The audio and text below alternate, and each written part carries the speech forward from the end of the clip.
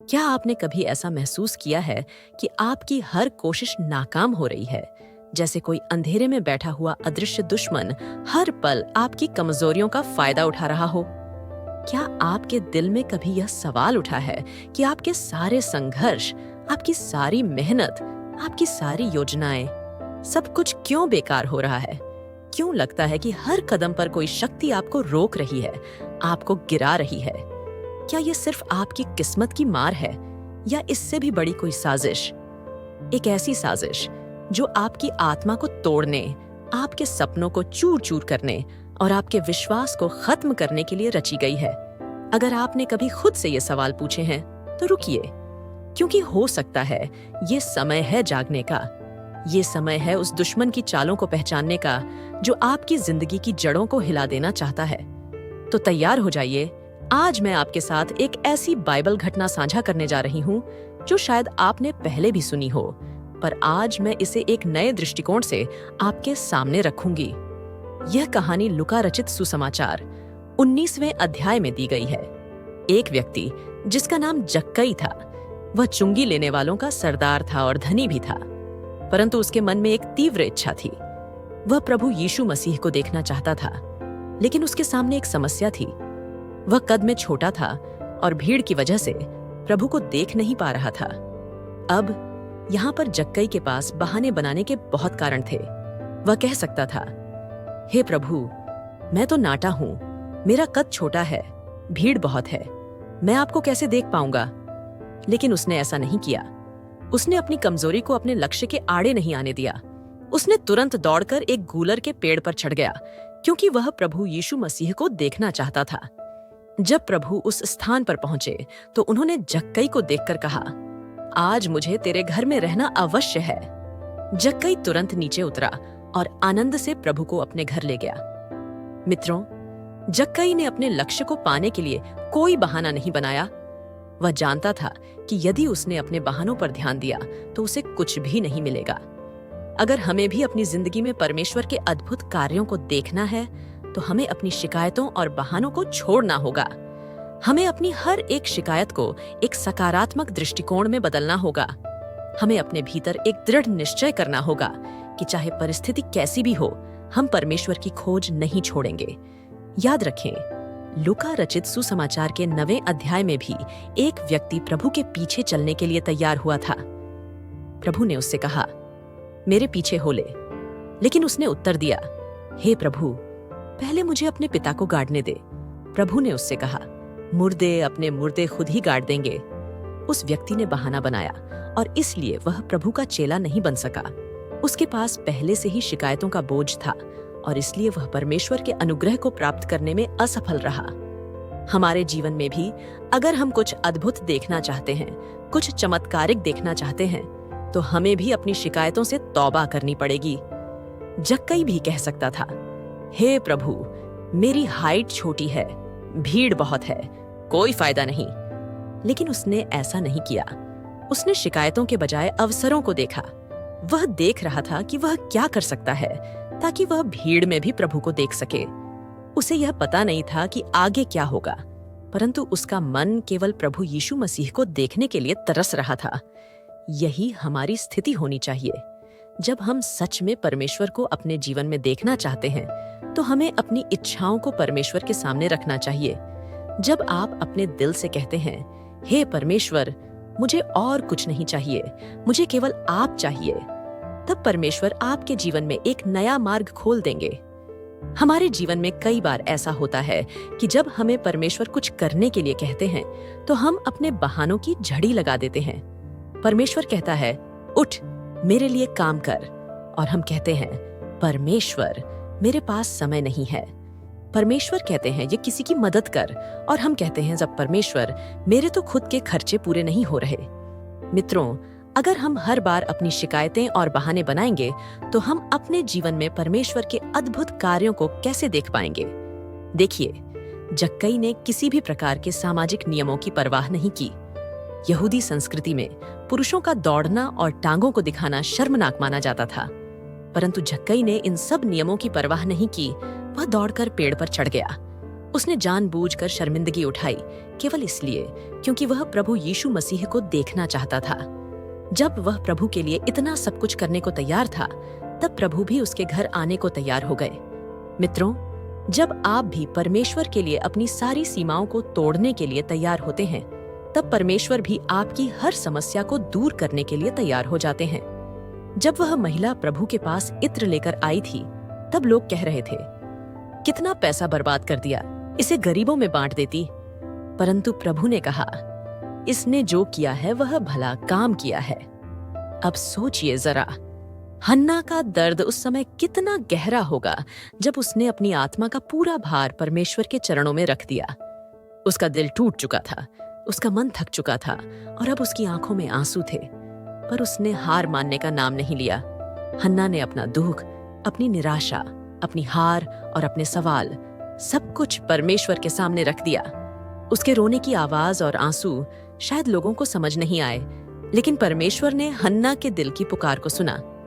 जब हन्ना ने अपने जीवन का हर एक पहलू परमेश्वर के हाथों में सौंप दिया, तब कुछ अद्भुत हुआ। उसका दर्द बदल गया, उसकी निराशा उम्मीद में बदल गई और उसकी थकान शक्ति में बदल गई। हन्ना के इस अद्भुत विश्वास के बाद परमेश्वर ने उसके जीवन में वो करिश्मा किया जिसकी उसने कल्पना भी नहीं की थी। परमेश्वर ने उसकी कोख को खोल दिया और उसे एक पुत्र दिया जो आगे चलकर पूरे इज़राइल का सबसे बड़ा नबी सामुएल बना। क्या यह सिर्फ संयोग था? क्या यह सिर्फ एक कहानी भर थी? नहीं, यह परमेश्वर के उस अदृश्य कार्य का प्रमाण था जो हमें उस समय भी काम करता हुआ दिखाई नहीं देता, जब हम खुद को सबसे कमजोर, सबसे असहाय और सबसे टूटा हुआ महसूस करते हैं। आज बहुत से लोग अपनी जिंदगी में एक हन्ना की तरह संघर्ष कर रहे हैं, कुछ नौकरी के लिए, कुछ रिश्तों के लिए, कुछ अपने सपनों के लिए और कुछ अपने खुद के अस्तित्व के लिए। लेकिन दोस्तों, हन्ना की कहानी हमें एक बात बहुत साफ साफ सिखाती है। जब हमारी सभी कोशिशें खत्म हो जाती हैं, तब परमेश्वर की कोशिशें शुरू होती हैं। जब हम अपने आप को पूरी तरह से उसके हाथों में छोड़ देते हैं, तब परमेश्वर अपने समय पर अपनी योजना के अनुसार हमें उठाता है, हमें संभालता है और हमें एक नई दिशा में आगे बढ़ाता है। याद रखिए, हन्ना ने अपने बेटे को परमेश्वर के लिए समर्पित कर दिया था। उसने अपने सपने को परमेश्वर की इच्छा में समर्पित कर दिया और यही कारण था कि परमेश्वर ने उसे कई और बच्चों का आशीर्वाद भी दिया। यह दिखाता है कि जब हम परमेश्वर को अपनी प्राथमिकता बनाते हैं, तो वह हमारी जरूरतों को पूरी करने से कभी पीछे नहीं हटता। परंतु यहाँ एक और सवाल उठता है, क्या हम सच में परमेश्वर के लिए किसी भी हद तक जाने को तैयार हैं? हन्ना ने अपने दिल के दर्द को परमेश्वर के सामने रखा और उसने यह भी कहा, मैं अपनी इच्छा से नहीं बल्कि तेरी इच्छा से होगी। हन्ना ने परमेश्वर के प्रति अपना संपूर्ण समर्पण दिखाया और यही समर्पण उसकी सबसे बड़ी ताकत बना। शायद हम में से कई लोग अपने जीवन की इस यात्रा में यह समझने में असमर्थ होते हैं कि हमारे असली संघर्ष कहाँ पर है। हमें लगता है कि हमारे संघर्ष हमारे काम में, हमारी परीक्षाओं में, हमारे रिश्तों में या हमारे सपनों में है। लेकिन सच्चाई यह है कि हमारा सबसे बड़ा संघर्ष हमारे अंदर है। हमारी इच्छाओं और परमेश्वर की इच्छा के बीच का संघर्ष, हमारे सपनों और परमेश्वर की योजना के बीच का संघर्ष। और जब हम हन्ना की तरह अपने सभी सपनों को, अपनी सभी इच्छाओं को और अपने जीवन के हर पहलू को परमेश्वर के हाथों में सौंप देते हैं, तभी हम उसकी महिमा का साक्षात्कार कर पाते हैं। दोस्तों, हन्ना की तरह अगर हम भी अपने दिल की पुकार को परमेश्वर के सामने रखते हैं, अगर हम भी अपनी स्थिति को उसके सामने बिना किसी दिखावे के रखते हैं, तो हमें भी विश्वास रखना चाहिए कि परमेश्वर हमारी प्रार्थनाओं को सुनेगा और हमें अपनी पूर्णता और महिमा में एक नई दिशा देगा। जब हन्ना ने सामुएल को परमेश्वर के समर्पण में दे दिया, तब वह अपने जीवन के सबसे बड़े आशीर्वाद का साक्षात्कार कर पाई। यह हमें सिखाता है कि जब हम परमेश्वर के लिए सब कुछ छोड़ देते हैं, तब परमेश्वर हमें सब कुछ दे देता है। परमेश्वर ने हन्ना के जीवन में जो अद्भुत काम किया, वह हमारे जीवन में भी कर सकता है।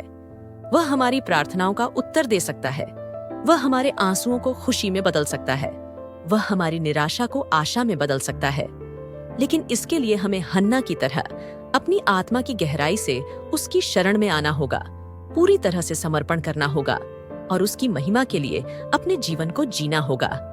याद रखिए, परमेश्वर के पास हमारी हर स्थिति का समाधान है, लेकिन हमें उसके समाधान के लिए तैयार होना चाहिए।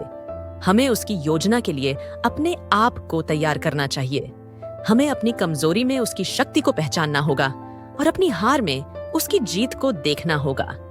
तो आज अगर आप भी अपने जीवन की किसी समस्या से जूझ रहे हैं, अगर आप भी किसी संघर्ष में उलझे हुए हैं, तो हन्ना की तरह अपनी स्थिति को परमेश्वर के सामने रख दीजिए। अपने जीवन के हर हिस्से को उसकी इच्छा के अनुसार जीने का संकल्प कीजिए और यकीन मानिए, परमेश्वर आपके जीवन में भी वैसे ही अद्भुत काम करेगा जैसे उसने हन्ना के जीवन में किया था। याद रखिए, जब हम परमेश्वर के लिए सब कुछ छोड़ देते हैं, तब वह हमें उससे कहीं अधिक देता है, जिसकी हम कभी कल्पना भी नहीं कर सकते। तो चलिए आज ही अपने जीवन को परमेश्वर के हाथों में छोड़ दें, उस पर भरोसा करें, उसकी योजना पर विश्वास करें और उसकी महिमा में जीने का संकल्प लें। आइए हम सब मिलकर एक साथ परमेश्वर की महिमा के लिए अपने जीवन को समर्पित करें, क्योंकि जब हम उसके लिए खड़े होते हैं, तब वह हमारे लिए खड़ा होता है। जैसे हन्ना के जीवन में, वैसे ही आपके जीवन में भी अद्भुत चमत्कार होंगे, क्योंकि परमेश्वर सदा अपने बच्चों के लिए तैयार रहता है। बस हमें उसकी योजना के लिए तैयार होना है।